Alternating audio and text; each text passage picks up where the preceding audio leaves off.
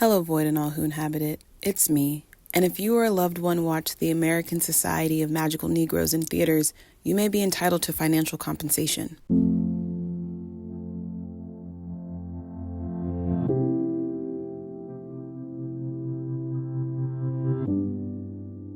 It's 7:45 p.m. Thursday. Don't know the temperature, but I had a coffee 2 hours ago, so get ready for a wild ride. Earlier in July, I went on a live with Colormind and Pillboy to talk about Black nerds, and afterwards, I kept chewing over this thought that a lot of Black nerd characters tend to be men and boys.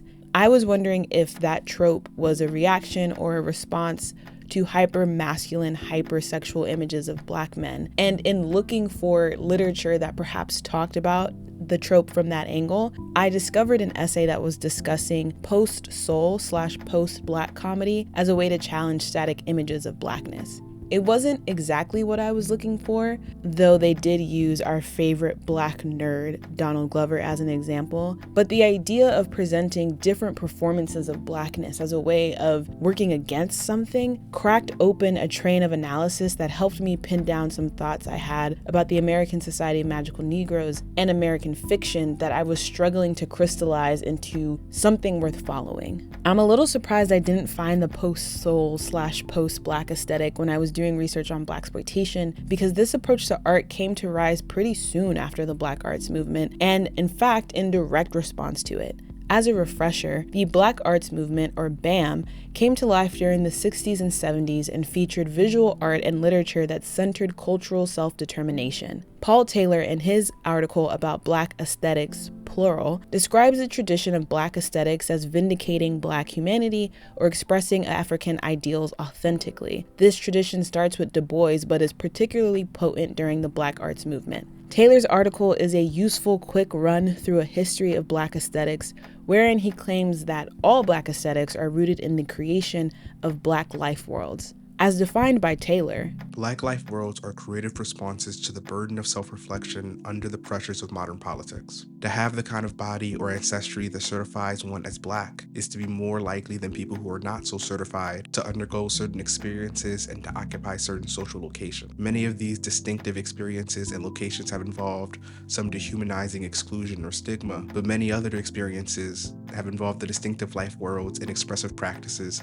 that Black people created for themselves to make meaning under the disorienting and dehumanizing conditions of racial modernity. These life worlds provide important raw materials, context, and often enough, subjects for the art, criticism, and analysis that define the Black aesthetic tradition. Blackness is not solely defined by the restrictions placed through white supremacy. Likewise, Black creators are often making art that reflects a sense of Blackness that stands separate from anti-Black racism. Taylor notes that while many Black aesthetics have been and continue to be descriptive, the influential and historical high points of the tradition, which he notes as the New Negro movement of the 20s and 30s and the Black arts movement of the 60s and 70s, were committed to prescriptive work. That's to say, these movements centered art which argued for specific visions of what Black artists should be doing, often with the aim to advance a greater political struggle. Whether prescriptive or descriptive, however, Black aesthetics widely pull from a tradition of utilizing Blackness as a source, drawing on Black expressive culture within one's art, as Taylor puts it. The Black arts movement is full of creators doing this, but for a modern example, we can look to Boots Riley's work, and more specifically, more recently, I'm a Virgo. To me, I'm a Virgo is a show about understanding the evolution of revolutionary politics in order to achieve liberation. The tension between Jones and LaFrancine is an excellent example of responses to the pressures of modern politics. Both characters are also fighting to make literal, physical Black life worlds if we count their desires to create spaces free from dehumanizing conditions. Notably, the protagonist of the show, Kuti, never questions his performance of Blackness. He questions what he and the others around him, with their power and access, can do to liberate their community. I name this element of the show specifically because on the other side of Blackness as source is Blackness as subject. Taylor posits this difference when he examines post-Black aesthetics, naming this cultural ideology as one that rejects political imperatives to instead view Blackness as a subject. Art curator Thelma Golden is noted as one of the originators of the term post-Black in the late 1990s, but before she and Glenn Ligon used the label to identify art that tosses off the immense burden of race-wide representation, writer Nelson George coined the term post-soul in 1992 in reference to art that rejected a unified Blackness as defined by the Civil Rights era to instead embrace a diversity of Blackness. And all three of them contributed to the formation of the new Black aesthetic as identified by writer-professor Trey Ellis in 1989. Post-soul and post-Black are technically different ideas, but they are often used interchangeably and in reference to the new Black aesthetic. Given that the latter sets the foundation for the former, I figured we should start at the root. Ellis's identification of a new Black aesthetic was rooted in the observation that Blackness looks different in real life now, and that should probably be reflected in media. Most notably, Ellis created the term the cultural mulatto to refer to a Black person educated by a multiracial mix of cultures who can easily navigate in the white world. I'll also be referring to this archetype as the third place Black person, but note that Ellis's terminology is what it is. He also self-identified as this archetype. We no longer need to deny or suppress any part of our complicated and sometimes contradictory cultural baggage to please either white people or Black. The culturally mulatto Cosby girls are equally as Black as a Black teenage welfare mother. Neither side of the track should forget that. The bulk of Ellis's essay revolves around the need for the culturally conflicted to exist without shame, and that leading to the creation of something new, of a third way of existing as a Black person. Bertram D. Ashe, in his introduction to post-soul aesthetic, takes Ellis's foundation and gives us a bit more to work with. In addition to the cultural mulatto, there are two key factors when considering the new Black aesthetic. Firstly is an exploration of Blackness, an expansion rooted in presenting diverse ways to be Black. I take some gripes with attributing this to the new Black aesthetic solely because, as presented in Taylor's essay, the intersections of gender, sexuality, and nationality have been applied to Black aesthetics before this movement away from 70s essentialism. What truly makes post-soul or the new Black aesthetic unique is the distinct desire to remain, one, apolitical in this expansion of Blackness, and two, to have an expansion in a way that so often seems rooted in uplifting the Black middle/upper middle class. But we'll come back to that. The other element that Ashe adds are the signal illusion disruption gestures, aka rejecting behaviors/identifiers associated with the Black arts movement if we're talking about post-soul specifically, or Black essentialism TM if we're talking about new Black aesthetic more broadly. For now, I'll admit that I struggle to understand holistically denouncing a set of expectations, saying this is what Blackness is and I'm not that, without consistently acknowledging where those standards of Blackness are coming from. Maybe that's the apoliticalness coming in, the lack or limited conversation about what goes into forming the performance of Blackness one may feel disconnected from, but moving from rejecting the Black arts movement to rebuking an image of Blackness kind of feels like the equivalent of a headline written in passive voice. In times when the expectation is named, the wording for it can be a bit questionable. If the aim is to encourage Black people who consistently have to code switch to claim a space independent from one set of expectations or another, I think it's a little odd to low-key submit Black culture TM to the same box you claim to want out of. Regardless, if you're establishing a Black life world or a new sense of self, or both, wherein your rejection of a form of Blackness is at the core, how you identify what you're rebelling against is crucial to your point. As such, I will keep coming back to question what signifiers are being rejected as we look at some other pieces of media. For now, if we return to Taylor's work, Black aesthetics, plural, are identified as an active choice to use one's work to explore expressive dimensions of Black life. Irrespective of how, these different approaches are all aiming to do a similar thing, to present Blackness. However, I think this distinction of Blackness as source versus Blackness as subject is paramount when considering the impact of racial commentary-based art made by Black people.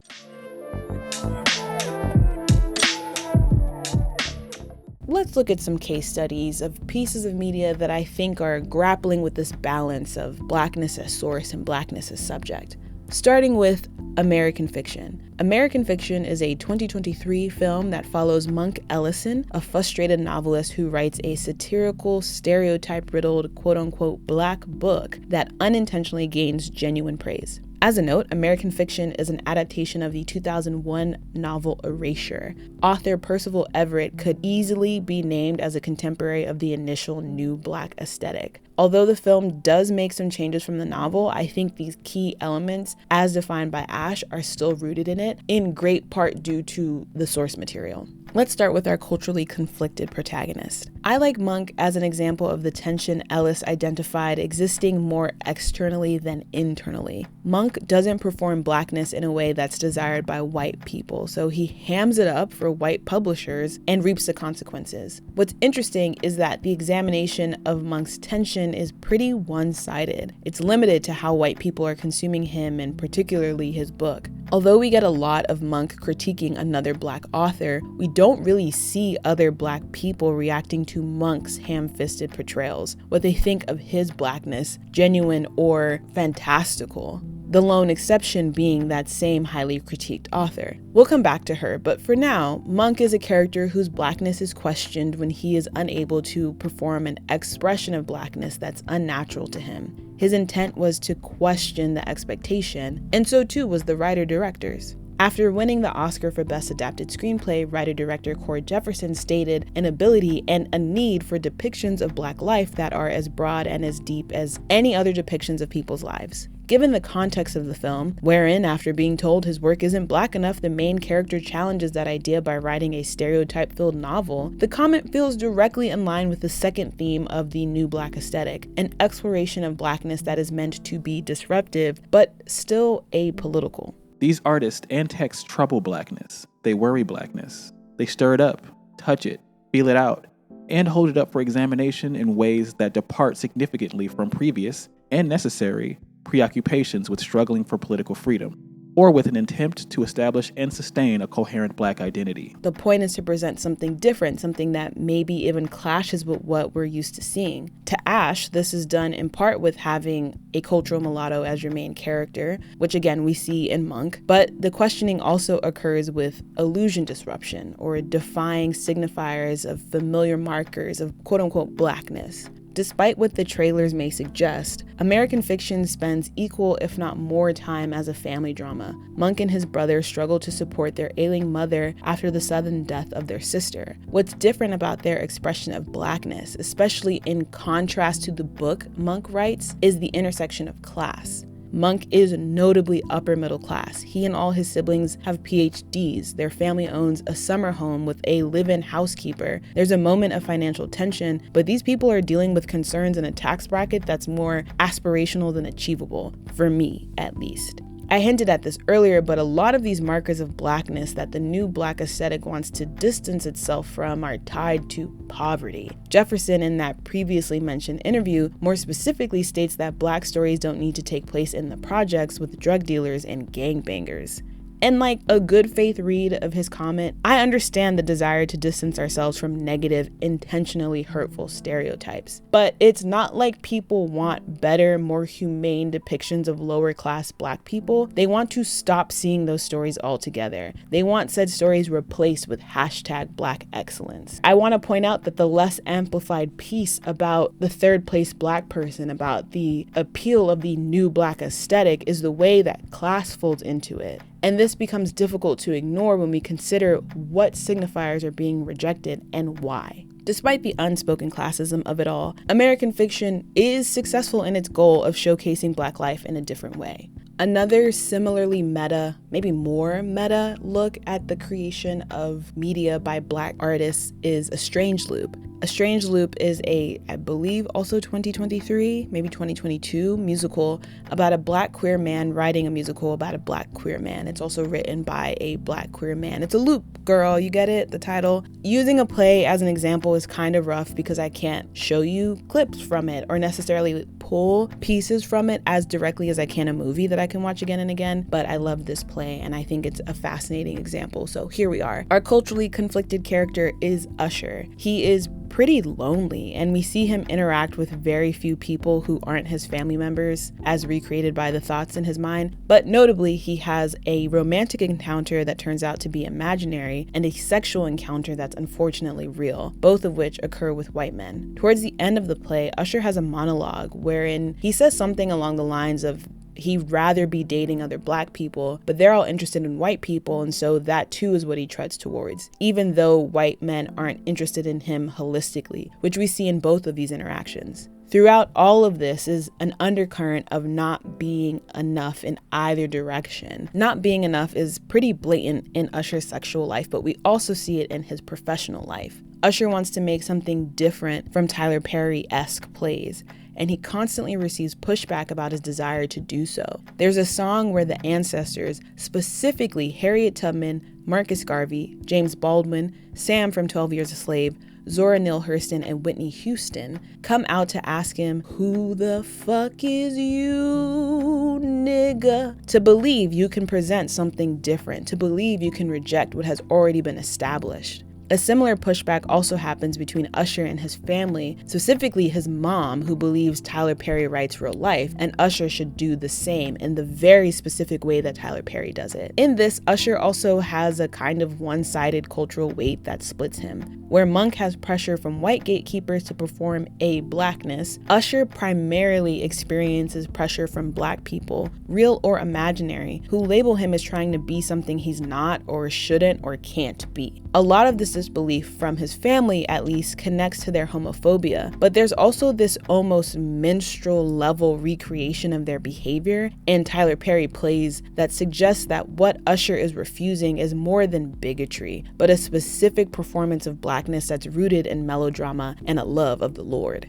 It's great. If you have the chance to watch it, I highly recommend. But, similarly to American Fiction, there are questionable moments. Again, the recreation of his family's behavior. And there is a part where something is happening. I think he's on the phone and all of his family is yelling, and they stop, and the thoughts break character as his family to ask him why do you want to present them this way? And I of course can't remember his answer, and I can't find the script, but something I enjoy about both of these pieces of media, both American Fiction and Strange Loop, is that they do take moments to question the motivation of the protagonist. But moments, heavy emphasis on there are pieces, and the bulk of the time actually we're looking at them critiquing other expressions of blackness. At any rate, the key driving piece to their narrative is how blackness mixes with these protagonists' desire to create something. They literally have to consider blackness as a subject of their art. But what about a story that's simply looking at how blackness impacts the way one shows up in the world?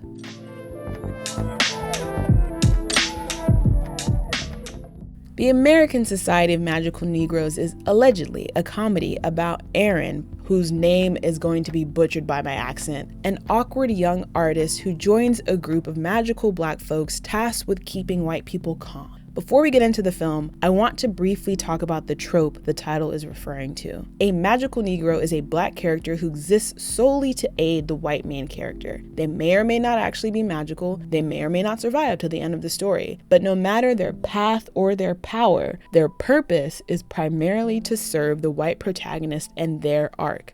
As such, we often know very little about these characters beyond how they can immediately affect the white protagonist. You're probably familiar with the trope and could probably name 3 characters who fit it off the top of your head, one of whom will undoubtedly have been played by Morgan Freeman. But you may also be one of the people who didn't know the trope had a name. When the film was announced, I immediately picked up on the title having a satirical edge to an old, harmful trope, but I want to acknowledge that for a myriad of reasons, a lot of folks thought this film was going to be Harry Potter for niggas. Which is particularly interesting in this conversation since how people interpreted the magical Negroes part of the title directly relates to blackness as source versus blackness as subject. The desire for a black school of witchcraft and wizardry is connected to a familiar ask for the black version of XYZ piece of media. While there's a different conversation within that, I think such a request, at least from black people, is rooted in a good faith interest to see more stories with a black foundation. Blackness as part of how the story is told, not why. The American Society of Magical Negroes so drastically misses this point, not solely because its purpose was never to be a race-bent version of Harry Potter, but because of its commitment to Blackness as subject. As mentioned before, I'm pulling the framework of source versus subject from Paul Taylor. In the same article where he makes the distinction, he also defines Blackness as subject as Blackness ceasing to be a foundation and becoming a question, an object of scrutiny, a provisional resource at best, and for some, burden. It makes sense that a story critiquing a racist trope would demand some level of examining Blackness as a concept, as a set of limited markers and specific reductive actions, yes. The whole framework of the society is that members use their Blackness to placate white fragility in efforts to keep other Black people safe. I got it. Cool, funny, interesting, great premise. However, despite or maybe because of the performance of Blackness being used as a tool, there's a gap wherein we don't see characters identifying with Blackness beyond performance. The closest we get is the emotional climax of the trope storyline towards the end of the film. Aaron, as part of his role as a magical Negro, is tasked with helping a white man, but specifically one who works at a boat-themed Facebook-like startup company. Somewhere in Act 2, it's pointed out that their software is racist in some way I honestly did not care about, and the company responds by having this, "We hear you. We see you. We'll make sure our data mining steals from everyone, not just Anglo-Saxons," type of presentation. Aaron interrupts said presentation to monologue about how he's felt that he's always had to apologetically exist in society, and he's refusing to do so anymore. To be clear, every person of color, and Black person specifically within the context of this conversation, should reach this point of understanding that white supremacy is lying to you when we are encouraged to shrink ourselves, much less to do so for the benefit of white people. I do not think that is a bad conclusion for Aaron to have come to. But exhaustion sets in when we spin the drain with regards to how we approach this kind of revelation. R.F. Kuang, the author of the bestseller Yellowface, a novel that white authors have begun to use as a guide instead of a cautionary tale, identifies the issue more clearly in her review of American fiction, funnily enough. The greatest frustration with a race satire is that it turns all the focus back onto white people. Despite being in a whole secret society full of Black people, the framing of Aaron's identity, of questioning the purpose of the capital S society even, putters within an orbit of whiteness for the entire film. This is perhaps most evident in the fact that the magical Negro role within this film requires all members to sacrifice their genuine wants for the good of their white clients. This restriction drives the real story of Aaron's romantic potential with a co-worker he must make sure falls in love with his client, that culminates in this realization that Aaron's space in society is just as worthy as a white man's. Within this, we see that he wants a different option, somewhere separate from awkwardly adapting to white people or performing Blackness as defined by the secret society, which in turn is defined by white people, since that's truly who they're serving. It's not too clear, actually, both halves of the expectation of Blackness that are pushing against Aaron. This is in great part due to the fact that although Aaron is grappling with the cultural baggage to please, we don't witness him in community with any Black person other than his mentor Roger. I think the title of this film alone makes that kind of fucking absurd, but the reveal of the true storyline, the minimizing of all other Black characters, particularly the Black women who run the society, even Roger's sad backstory anecdotes, all position Blackness as a resource, a burden, or a performance for white consumption, not a foundational aspect of existence or a multifaceted dynamic state of being. The cultural baggage is a thickly coated one-dimensional expectation to play into the shuck and jive as encouraged by both sides but established by one. Roger, who is arguably a stand-in for the Black expectations held of Aaron, is the main character's literal magical Negro mentor, becoming a trope himself by the end. Because the established expectation is so one-sided, so too is the pushback, or the illusion disruption. The film hardly considers signifiers of Blackness as crafted by Black people and how they could work in conjunction with the restrictions of the society, like hello, respectability politics is right there. Also, how are you defining Blackness outside of how white people are consuming it?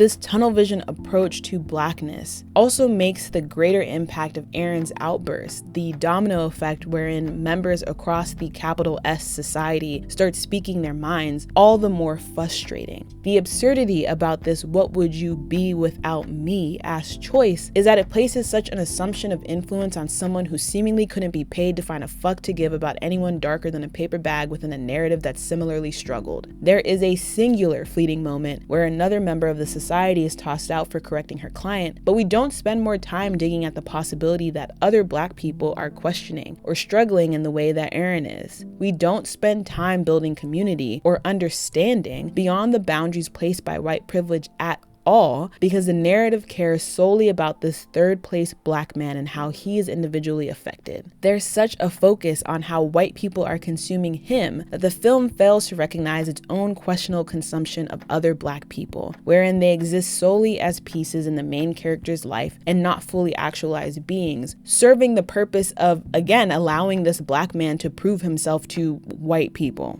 And yeah, this is a movie about an individual, so that's who we're focusing on, but he is in a capital S society, a group of other beings that he destroys because of his individual desires.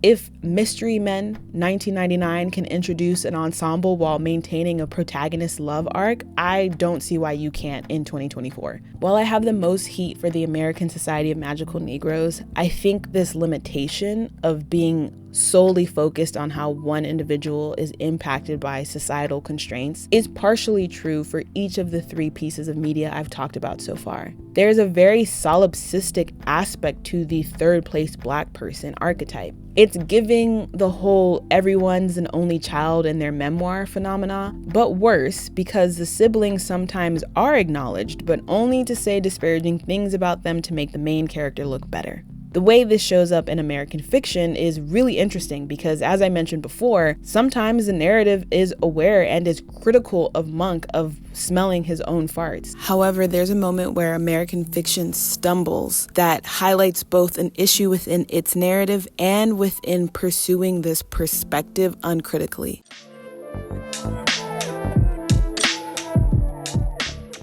A little bit of setup here. Monk is initially frustrated when he's told his novels aren't Black enough, but what pushes him to the edge is when he goes to an author talk for the best-selling Black novel his work is being compared to. He then deems that novel and its author, Sintara Golden, to be full of shit. Later in the film, they both end up as the only judges of color for a book award. The novel Monk wrote under a pseudonym makes it to the final round of consideration, but neither Monk nor Sintara want to vote for it. Monk is pleased when she agrees that the fake book is recreating poor images of Black people, but then he turns on her and asks her why she can't see that her novel is doing the same. In Monk's opinion, because Sintara grew up and lived comfortably middle class, she could not have written an authentic story from an impoverished perspective. It begs the unanswered question of if she did grow up lower class and wrote the same book, would it still be pandering? But anyway, Sintara pushes back that she genuinely researched for her novel, yet she also has no problem with catering to white people's tastes. Notably, what she means by catering to their tastes is kept pretty vague because Monk hasn't read the book he hates so much, so we don't get a lot of context beyond that singular excerpt that she read during the author talk.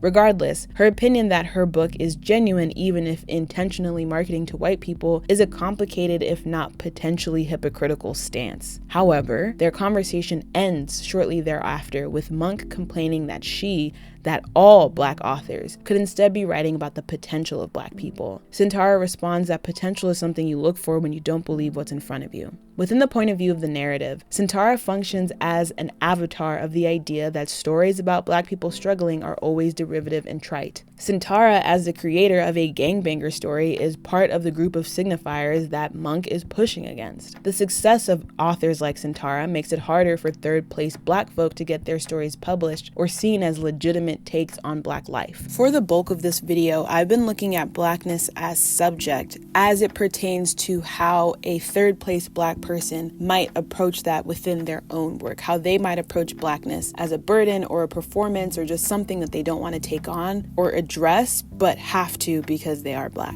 However, I think that type of person, a third-place Black person, would perceive a creator like Sintara Golden as somebody who's writing Blackness as subject. somebody who is making Blackness the core of their work, and in particular is looking at Blackness as a burden when it comes to crafting stories about impoverished, suffering people.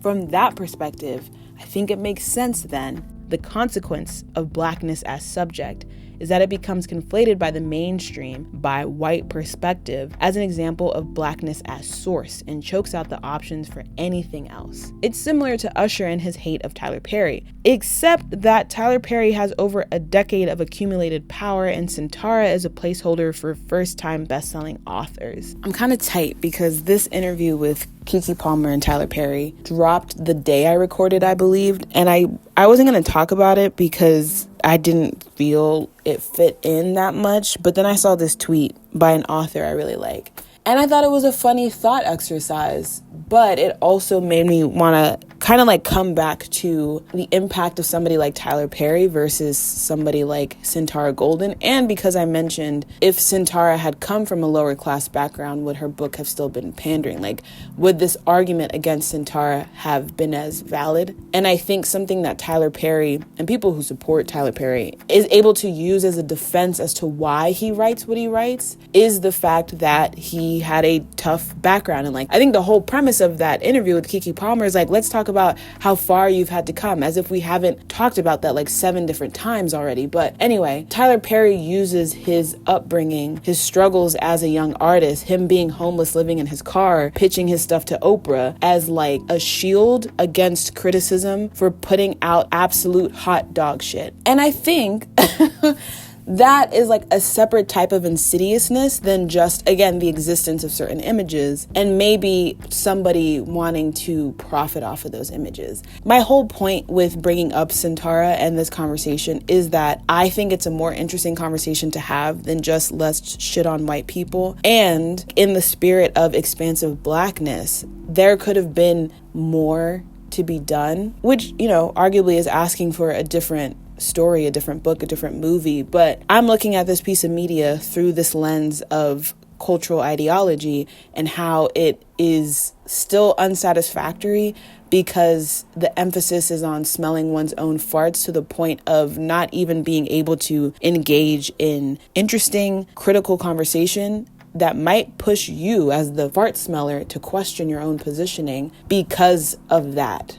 Also, unlike A Strange Loop, American fiction's critique of other Black authors is presented as a throwaway jab instead of an extended examination of influence. Again, in the solipsism of it all, the focus is on ultimately how Monk has to adjust to keep selling books, and not on Sentara's impact beyond the legion of seal-clapping progressive white people desperate to soak up racist drivel. I'm not saying we needed to see more of Sentara, though that would have been cool, but just that if you want to toss shade at other Black authors, it's a bit more nuanced of a conversation than just stop making us look bad. Unless you're talking about Tyler Perry. But again, years of influence, power, unfettered, unquestioned, unchallenged that really should be. Anyway, given that Sentara is more of a peer to Monk than Tyler Perry is to Usher, I would have thought, in the spirit of expansive Blackness, we'd get more than just you either die unpublished or live long enough to become a literary villain. You know? If you think that the narrative wants us to leave this scene disagreeing with Monk, as I've seen a lot of people say, what does it mean to have the antithesis to the protagonist, the catalyst to his story, be proven right? What is being given weight by validating her argument? I don't have answers here. I just think these would have been interesting questions to spend more time exploring. However, I think the lack of follow-up with this scene, beyond being disappointing, introduced a crucial angle to examining the new Black aesthetic that I don't think was intentional.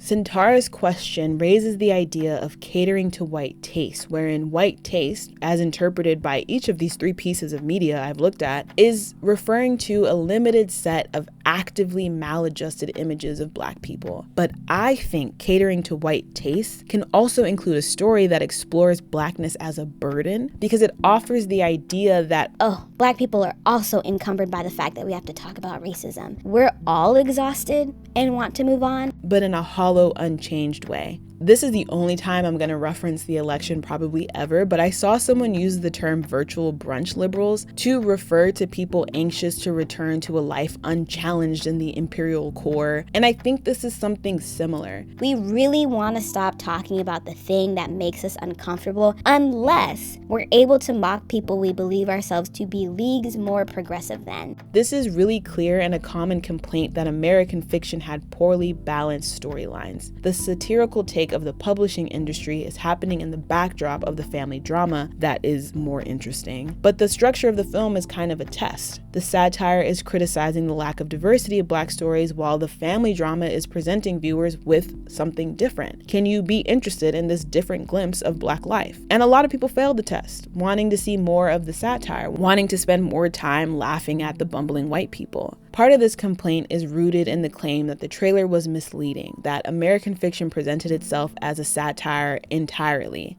Which, like, if we consider the trailer as a bait and switch to get white butts in seats, isn't that also kind of catering to white tastes? Anyway, more importantly, what's desired and what is partially delivered is, as Kwong puts it in her review, the opportunity for white self-flagellation. White audiences can laugh at the cringe-inducing caricatures of white privilege because it feels good to know they aren't that bad. The film allows a continued safe distancing from the truly absurd behavior of the people it is critiquing. And also, in doing so, the narrative is presenting the option that we are all kind of sick of this shit and providing an outlet in mocking the people who haven't gotten with the program. Yes, part of the onus is on the audience to pick up what you're laying down, absolutely. But if the point of a film is social commentary, filmmaker and audience member alike should really be grappling with the point and the target. It's not just cookies for saying something, but a genuine consideration of the conversations being started, regurgitated, dismissed. Notably, the idea of the new Black aesthetic came to being as pushback against a limited, kind of essentialist version of Blackness as presented by the Black arts movement. But with these new third-place Black folks, what's the image of Blackness they are so desperate to distance themselves from? Why? And who was maintaining those signifiers of Blackness maliciously? I think bad faith maintenance is an important parameter because, to me, the problem isn't always inherently the existence of certain images or archetypes, but in great part what is done with them. Thinking further, what does it mean to demand space in a way that leads you to denounce or ignore large chunks of your community, not because of their own abuses of privilege, but because of your deep-seated concern with how you will all be perceived? The trouble with satires about white people is that you're always left with the question of what next. There's a plethora of questions to ask beyond the initial conceit. There's a plethora of ways to explore Blackness beyond the initial rejection of a very specific, limited set of identifiers and stereotypes. But the goal seems to always be a short-sighted positioning of caricatures against the protagonist in order to bolster the narrative point that this Black character is not like those other Negroes. I'm not denying the desire for an exploration of Blackness. I think a lot of my channel is wanting to see more diverse expressions of Blackness. I'm just questioning the methods through which this is done. At its worst, I think the new Black aesthetic propagates whiny, solipsistic art centering apolitical, borderline anti-Black Black people who are more invested in proving themselves in spite of white supremacy than they are in building community or enrichment among other Black people. But at its best, I think the new Black aesthetic is a helpful starting framework when it comes to recognizing that the mainstream definition of Blackness is narrow. However, the expansion of that definition should and could stretch beyond a new investment in a hyper-specific, equally narrow definition. There's something off, just a little too preoccupied with how you are perceived by white people and like trying to, again, be not like those other Negroes instead of just like creating a space of Blackness that is true to you. That I think was the initial point of the new Black aesthetic, but there does seem to be a fork that's veering off into like elitism, propping one's self up as like different, and that's important and you should care because it's different, instead of just like living your Black ass life and making art for the people who want to see that, you know? Ultimately, I think we should recognize when the need to prove our existences as worthy and unique starts to feel like it demands we sacrifice each other in the process.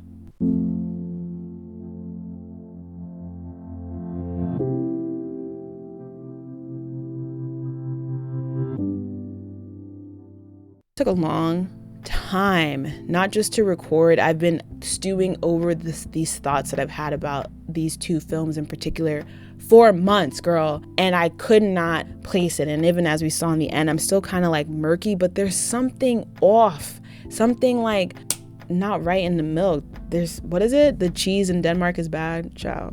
Who's read Hamlet? Anyway, have you watched any of these films? Have you seen A Strange Loop? Oh, I was gonna say I didn't. The coffee is still coursing through my veins. I was going to say there is an aspect of talking about plays, also talking about access, and particularly because as of when I'm recording this, it's July 25th. Would love to see the date this gets uploaded.